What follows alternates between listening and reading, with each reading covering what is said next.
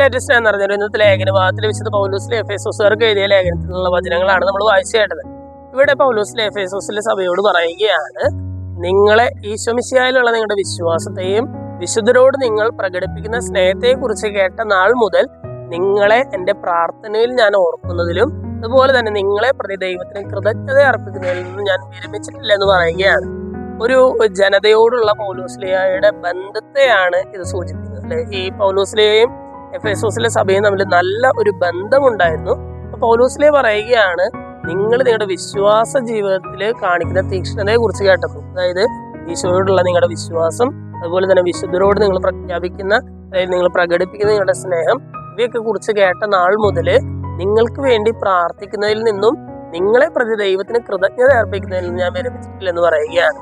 നമ്മളൊരു ദൈവസന്നിധിയിൽ നമുക്ക് ഒരാളുമായിട്ട് എന്തെങ്കിലും ഒരു ബന്ധമുണ്ടെങ്കിൽ എന്ന് പറഞ്ഞാൽ നമ്മൾ മാതാപിതാക്കളോ അല്ലെങ്കിൽ വിവാഹിതരോ ആണെങ്കിൽ, ഭാര്യ ഭർത്താക്കന്മാരോ ആണെങ്കിൽ, നിങ്ങൾക്ക് നിങ്ങളുടെ ആ ബന്ധത്തിലുള്ള ആളുകളോട് ചെയ്യാവുന്ന ഏറ്റവും മനോഹരമായിട്ടുള്ള രണ്ട് കാര്യങ്ങളാണ് പൗലോസ്ലിഹ പറയുന്നത്.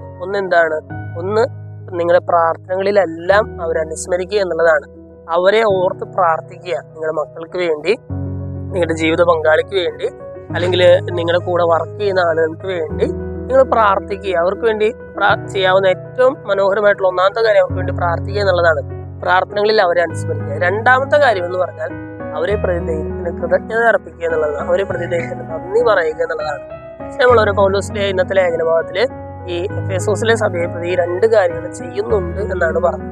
അതുപോലെ തന്നെ നമ്മുടെ ബന്ധത്തിലുള്ള ആളുകളുടെ ബന്ധം എന്ന് പറഞ്ഞാൽ നമ്മുടെ ഭാര്യ ഭർത്താക്കന്മാരെ ആ ഒരു ബന്ധമാകാം, മക്കള് മാതാപിതാക്കന്മാരെ ആ ഒരു റിലേഷനാകാം, സുഹൃത്തുക്കൾ തമ്മിലുള്ള റിലേഷനാകാം.